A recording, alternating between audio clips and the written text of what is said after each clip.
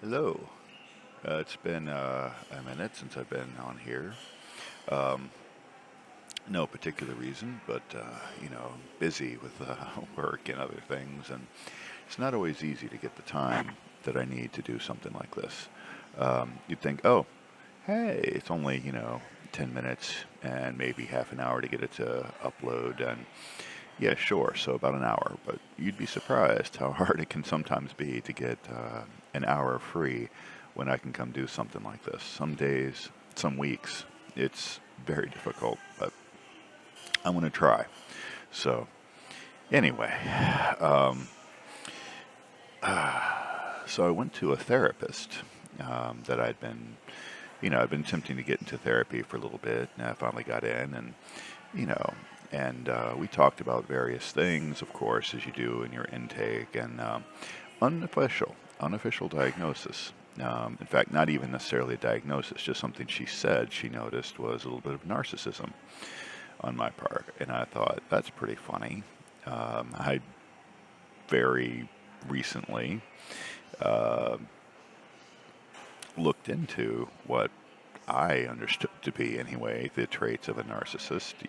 I'm certainly no expert, which does bring up, an interesting concept. The Dunning-Kruger effect.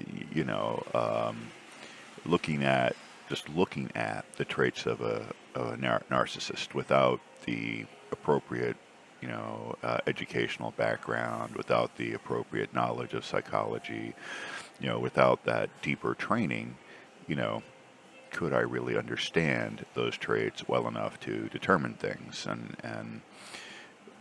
That's a very good open question, and I don't have a sufficient answer to it because it is quite possible that my lack of knowledge in the field may have misled me into believing that some of these traits weren't what they appeared to be on the surface, and perhaps I exhibit them without being aware. Um, Also, there's the issue of self-knowledge and ability to critique oneself. How good am I at critiquing myself and understanding myself? That's, again, a good question and a difficult question to answer.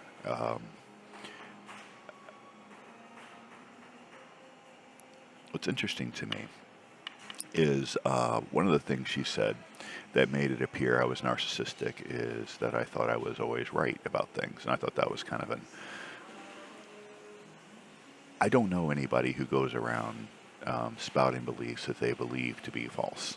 I mean, not anybody who I would consider to be sane and reliable and what we might call, quote, statistically normal or in the sort of, normative kind of range of humanity. You know, people don't typically say things that they believe or know to be false unless they're just straightforward liars. And this, of course, is particularly true of something like a belief, like whether or not one believes in God or is intending to vote Republican or any of the other kinds of, what we might call intangible kinds of things. Like, the fact that I'm sitting in a Starbucks is not really something that most people would debate because, it's quite evident that I am. And so, we get into a discussion about, reality and whether or not reality is real and those kinds of questions and whatnot. But as long as we have just a basic understanding that we live in a shared reality and our shared perceptions of this being a Starbucks are pretty reliable, there really is no question that, I am sitting in a Starbucks. But whether or not I'm a Christian, whether or not I intend to vote Republican, or whether or not, I'm in love with a particular person, those things can be debated because, what is the criteria for those kinds of things, and how honest am I being when I say that I do love or don't love someone, or that I am or am not, or will not vote. Those things are complicated.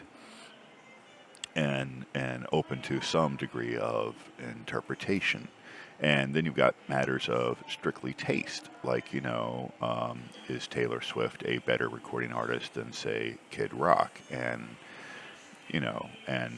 do I believe that she is for solid reasons or not? Like, for instance, I would say a pretty, for me anyway, superficial and uninteresting reason to like Taylor Swift more than Kid Rock might be because of her politics. It is true. I do not agree with Kid Rock's politics, and I find him to be of a political buffoon. That is true. But that has no bearing on whether or not his music as music is actually any good. Um, Taylor Swift's endorsement of Kamala fits my political points of view, but then again, I was unsurprised. In fact, I don't follow celebrity endorsements. I don't follow Taylor Swift. I don't engage in that kind of knowledge on a daily or even a weekly basis. And so I just assumed that she had already pretty much endorsed Kamala. I did not even realize that that was a question. Um, she tends to be a somewhat political person, and given that she is a single woman, well, she is dating, but I mean, she is a unmarried woman with a cat who is remarkably successful. It seemed very unlikely that she was going to endorse Trump. Um, Now, could she have? Certainly she could have. And would that have changed my opinion of her music? That's a good question. And that's where, that self-knowledge comes in. Like, I don't care for Kid Rock's music, but how much is that tainted by what I know of his politics?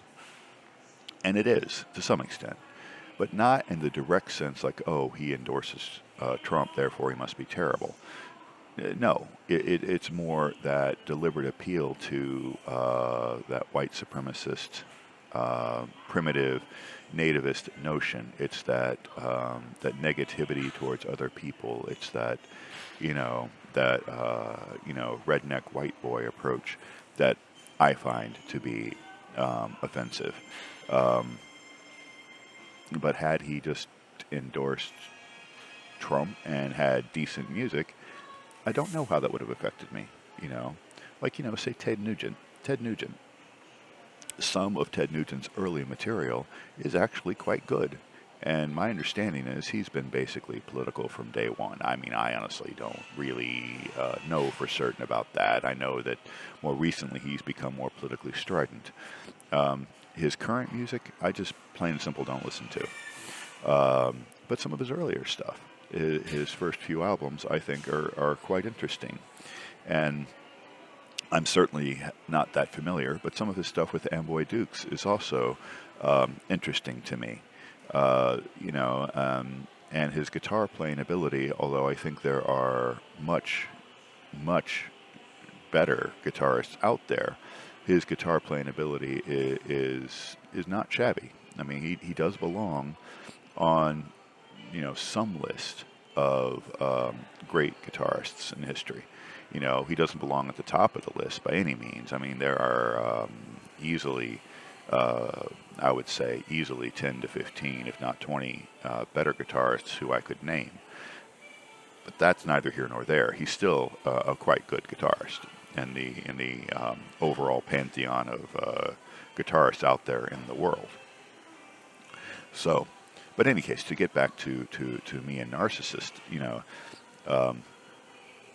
if one of the criteria is, possibly being a narcissist is that you believe what you say is true, or that you think you're always, do I always think I'm speaking the truth? No.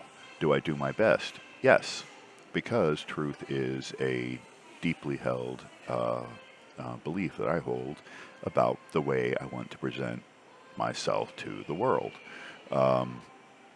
It's easy enough to dissemble. It's easy enough to say things that you don't believe. But trying to be honest with oneself and with others strikes me as an admirable goal.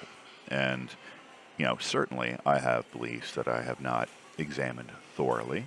That's undoubtedly true. Uh, but I do try to take the time to examine my beliefs, to learn what the truth is about something.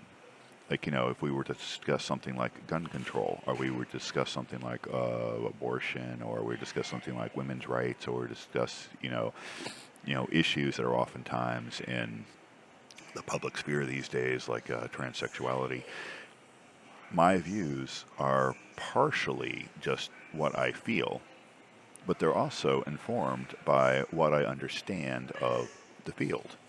Am I an expert in any of these things? Absolutely. Absolutely not. Absolutely not. Could I potentially learn more? Absolutely. Of course I could. But I have, in fact, taken the time to look at things like gun statistics and read about guns over time. I have taken the time to look into abortion and what's going on with abortion. Now, as I said, I am no expert. There are certainly things I could learn. And I do have certain kinds of prejudices that inform my position, like the general feminist notion that right to abortion is an important indicator of women's freedom in society is something that I believe. Now, that is an assumption, and that assumption could be critiqued and could be attacked. Um, but it can also be defended with certain kinds of evidence. And I don't have a whole lot of that evidence like right at hand. I couldn't quote you statistics about, say, India or about Chile or about Saudi Arabia or other places where one might say women are either more or less free than America and how that relates to their abortion laws. I don't have those kind of statistics at hand. But the broad general concept that it is important to women's freedom for women to have a right to choose about issues of their body and their pregnancy is something that I do believe. So that would inform my position on abortion and is perhaps in many ways to some people not adequately explored or perhaps incorrectly valued as a assumption underlying my position on abortion. Those are things that could be critiqued. And if I were to engage in an extended conversation with somebody about abortion, those are the kinds of things that I might expect I might have to defend in my point of view. But that I'm a narcissist because I believe my position on abortion is correct seems to me to be a position that I shouldn't have to defend, because that strikes me as frankly absurd. Now that is not what the therapist had to say. And she made it very, very clear it was absolutely not intended as a diagnosis and absolutely just her observation of a tendency and a trait. But then again, this is a first meeting and she really doesn't know me, and she knows that as well, and she did make that clear as well. So, but anyway, I wanted to bring it up just because I thought that it was a very interesting perspective to think that one's being narcissist might have something to do with whether or not one believes one is correct. Um, and of course, this would specifically involve situations where one believes one is correct, where the experts do not think you are correct.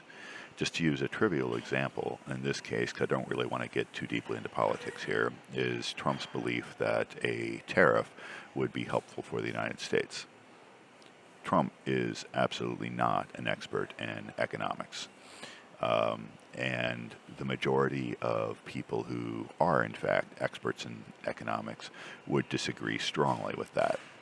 So perhaps Trump believing in a tariff as an appropriate way of raising money for the federal government that would not unduly burden Americans is a sign of narcissism, because, and specifically because, those who are informed in the field and those who are experts in the field would say that that is incorrect and that he does not have the appropriate knowledge and the appropriate background to buck that understanding. Do I hold beliefs similar to that in other areas? Perhaps I do, and perhaps it's something worth exploring elsewhere. But this has actually gone on longer than I intended already, so I'm going to stop here. Um, if you like or have comments, please like or comment. um, I'm not that concerned, but it would be nice to see if I was getting some feedback. Talk to you later.